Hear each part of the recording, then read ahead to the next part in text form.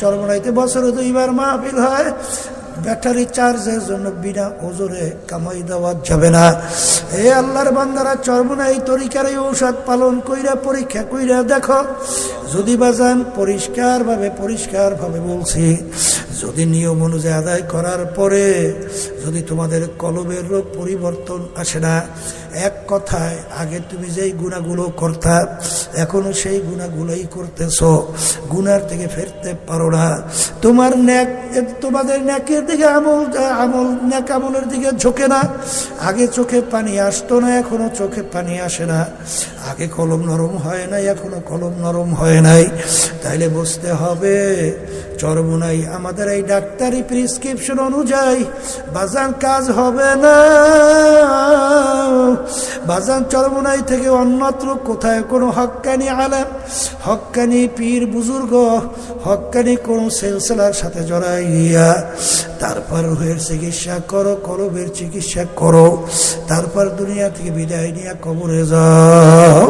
কারণ একবার যদি কেউ কবরে ঠইগা বস, দ্বিতীয়বার দুনিয়াতে এসে আপিল কইরা জিতবার কিন্তু আর আশা নাই।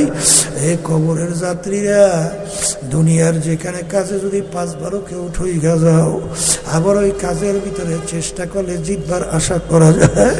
কিন্তু কবরে যাই যদি একবার কেউ ঠইগা বসো আর দ্বিতীয়বার দুনিয়াতে এসে আপিল কইরা জিতবার কিন্তু আর আশা নাই। এই জন্য আমার ভাইদেরকে বলবো, পর্দার মা বোনদেরকে বলবো, আজকে দুনিয়ার দিকে লক্ষ্য করে একটু মুরাকাবা করো। বাজার আজকে সাধারণ দুনিয়ার আগুনের ভিতরে একটু আঙ্গুল ঢুকাইয়া দেখো, কয় মিনিট কয় সেকেন্ড ওই আগুনে আঙ্গুল রাখতে পারবা। কিন্তু আল্লাহ রাসূল সাল্লাল্লাহু আলাইহি ওয়াসাল্লাম বলেন, হে আমার উম্মতেরা, দুনিয়ার আগুনের চেয়ে 70 গুণ তেজের আগুন জাহান্নামের আগুন। আপনি আমাকে আমাদের সবাইকে মাফ কইরা দিয়ে ওই আগুনের ভিতরে কেমনে জ্বলবা, মনকে বুঝাইয়া তারপর কবরে রওনা করো।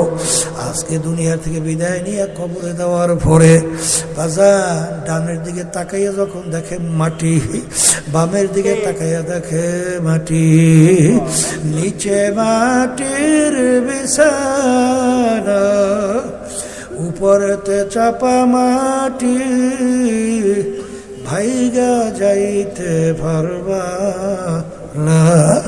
এখন নাফরমান দিক বিদিক হারাইয়া আমার আল্লাহকে ডাকবে, আল্লাহ আল্লাহ আল্লাহ।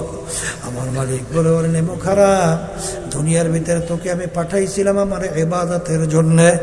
ইবাদত অর্থ মালিকের হুকুম অনুযায়ী চলার জন্যে, আল্লাহর হুকুম অনুযায়ী চলার জন্যে। ওরে নেমো খারাপ, দুনিয়াতে আমার হুকুম অনুযায়ী চলার জন্যে তোদেরকে আমি দুনিয়ায় পাঠাইছিলাম এবং তোদেরকে আমি পরীক্ষার জন্য স্বাধীনতা দান করছিলাম। বাজান হিল হুমরুয়াইদা, আমি তোমাদেরকে স্বাধীনতা দান করছিলাম কেন? লিয়াবলুয়াকুম আইয়ুকুম আহসানু আমালা, পরীক্ষা নেওয়ার জন্য কে আমার হুকুম অনুযায়ী ভালো কাজ করো আর কে আমার হুকুমের বিরুদ্ধাচরণ করো। এই পরীক্ষার জন্য আমি তোদেরকে স্বাধীনতা দান করছিলাম। এই স্বাধীনতার ভিতরে যা মনে করে তা করবি, এই স্বাধীনতার ভিতরে আমি তোদেরকে কোনো বাধা দেব না। কারণ আমি তাকাইয়া দেখছি কাফেরের দলের আমার হাবিবের উপরে পর্যন্ত আক্রমণ কইরা আমার হাবিবের মাথা মুবারকে হেলমেট পর্যন্ত ঢুকে ফেলছিল। আমার হাবিবের শরীর মুবারক থেকে রক্ত মুবারক বের হইয়া আমার হাবিবের জুতা মুবারক পর্যন্ত আটকে গেছিল। আরে ওই স্বাধীনতার ভিতরে আমি কিছু বলি নাই, আমি শুধু তাকাইয়া শুধু দেখতে রয়েছি, কারণ আমি কিচ্ছুই বলবো না। ঠিক ভালো করে মনে রাখি, স্বাধীনতা পাইয়া আমার সমস্ত নেয়ামত ভোগ কইরা, আরে আমি চক্ষু দিছিলাম দেখার জন্যে, নেয়ামত চক্ষু পাইয়া দেখছো। আরে কান দিছিলাম শোনার জন্যে, নেয়ামত পাইয়া কান দিয়া শুনছো। জবান দিছিলাম কথা বলার জন্যে, জিহ্বা পাইয়া কথা বলছিলি। হাত পাও দিছিলাম কাজের জন্যে, নেয়ামত পাইয়া কাজ করছিলি, ব্রেন দিয়েছিলাম পড়াশোনা করবি, ব্যবসা বাণিজ্য করবি, সম্পদ গুছাইছো, বড় মেয়া হইছো, অফিসার হইছো, এই নেয়ামত দিছিলাম আমি মাওলা। আমার সমস্ত নেয়ামত ভোগ কইরা যখন আমার হুকুম মানো নাই, ও ফেরেশতারা, এই কবর কিন্তু আর কবর থাকবে না। আল্লাহর হাবিব বলেন, আল কবরু রাউযাতুম মিন রিয়াজিল জান্নাহ আও হুফরাতুম মিন হুফারিন্নার। আমার উম্মতেরা, এই যে কবর দেখো, আল্লাহ হাবিব সাল্লাল্লাহু আলাইহি ওয়াসাল্লাম বলেন, এই কবর কিন্তু আসল কবর না। কোন আল্লাহর বান্দা বান্দির কবর একটা বেহেশতের বাগান হয়ে যাবে। এ আমার দয়ার মালিক আমার জন্য, আমাদের সকলের জন্য কবুল করে নিয়েন। আল্লাহর হাবিব বলেন, যারা ঠিক মতো প্রশ্নের উত্তর কবর দিতে পারবে না, আরে তাদের কবর এই কবর থাকবে না, তাদের কবর জাহান্নামের আগুন এসে ভইরা যাবে। আল্লাহ আপনি আমাকে আমাদের সবাইকে মাফ করে দিও।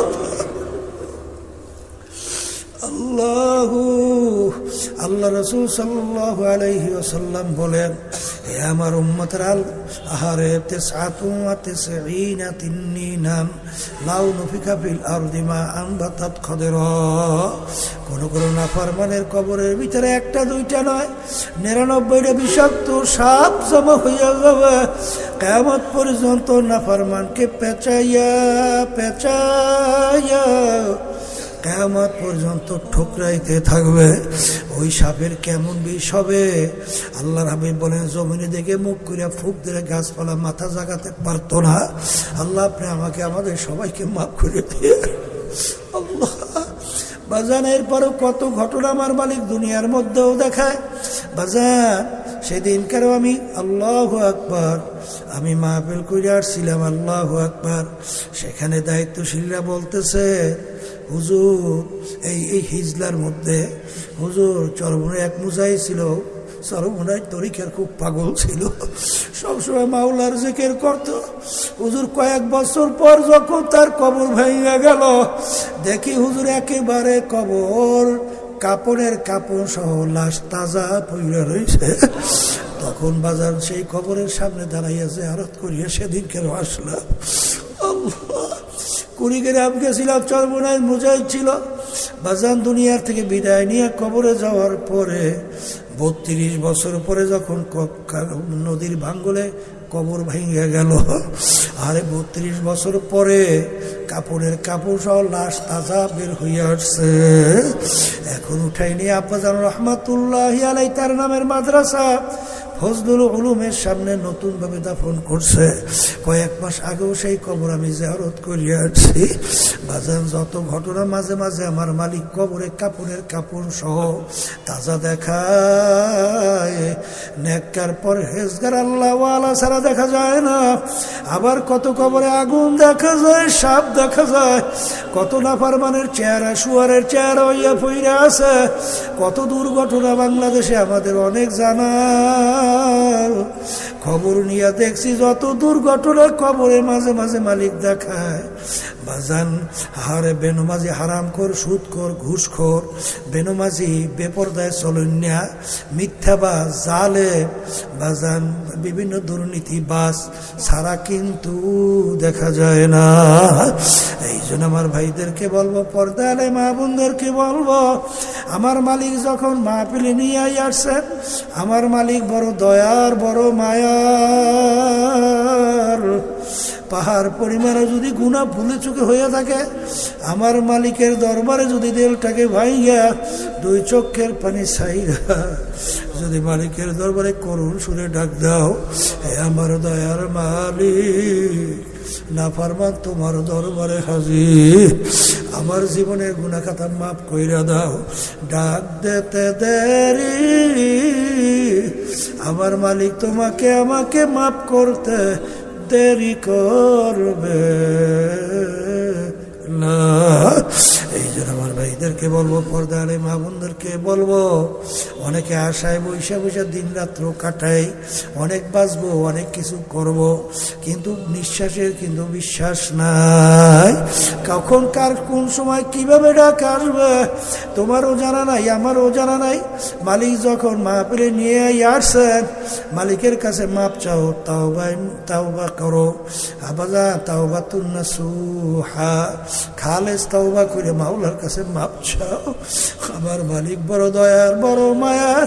আর মালিকের কাছে দোয়া করো, মালিক আমাদের কাছে হককে হক হিসাবে প্রকাশ করে দেন, বাতিলকে বাতিল হিসাবে প্রকাশ করে দেন। আমাদের সবাইকে হকের পক্ষে থাকার তৌফিক দান করেন।